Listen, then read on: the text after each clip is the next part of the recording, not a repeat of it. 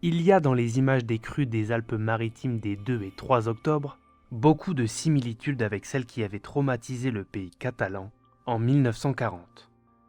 Cet automne-là, des pluies torrentielles inédites s'étaient abattues sur le Canigou. Avec 1100 mm d'eau en 24 heures, Saint-Laurent-de-Cerdan détient toujours le triste record d'Europe en la matière. La crue nommée l'Aiguat del 40 avait fait 37 morts dans les Pyrénées-Orientales et plus de 300 en Catalogne. Comme dans la vallée de la Vésubie ces derniers jours, du 16 au 19 octobre 1940, des villages entiers ont été éventrés dans les vallées du Tech et de la Tête, marquant à jamais ces territoires comme le montre le reportage tourné quelques jours plus tard.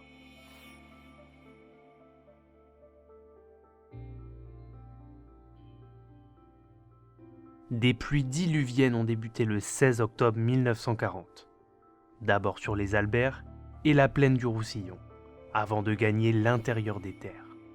En Val-Espire, Conflans et Fenouillède, les pluies gagnaient en intensité la nuit du 16 au 17 octobre, avec des précipitations accompagnées d'orages violents en Haut-Val-Espire et sur le Canigou. Ces précipitations avaient provoqué des crues catastrophiques le 17 après-midi et surtout dans la nuit du 17 au 18. Si le département a connu depuis d'autres épisodes pluvieux dramatiques, jamais aucun n'a eu l'intensité de celui de 1940, comme le rappelle Gérard Soutadé, géographe qui a écrit plusieurs ouvrages sur le sujet. L'Aïgat de 40 est différent des Aïgats que nous avons très fréquemment ici, parce que c'est un Aïgat d'une importance plus forte, compte tenu des conditions qui ont eu lieu à ce moment-là. Les paysages ont été profondément modifiés, notamment en montagne. Des érosions très particulières, très fortes, ont été créées à certains endroits.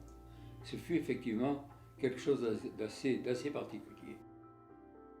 Particulier par ce 17 octobre 1940, il était notamment tombé 1100 mm d'eau en 24 heures à Saint-Laurent-de-Cerdan, ce qui est aujourd'hui encore le record d'Europe.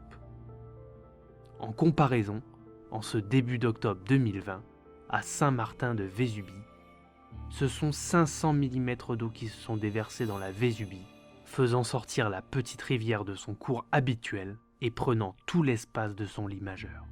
Comme le Tech, en 1940, lorsqu'il avait emporté une soixantaine de bâtiments dans le secteur d'Arles-sur-Tech et Amélie-les-Bains, et la moitié au moins des victimes de cette Aiguat del 40. L'intensité de l'épisode survenu en octobre 2020 dans les Alpes-Maritimes vient aussi rappeler que le phénomène survenu en 1940 pourrait à nouveau frapper les Pyrénées-Orientales. Si les conditions météorologiques existantes en 1940 se renouvellent, il y aurait des dégâts certainement plus importants que ceux de 1940. Parce que les conditions ont absolument changé. Les paysages, malgré toutes les précautions que l'on a prises, tous les aménagements réalisés, seraient certainement directement concernés et les choses seraient certainement particulières. L'urbanisation a été très très forte partout et notamment dans des zones qui sont des zones dites inondables et qui souffriraient en premier.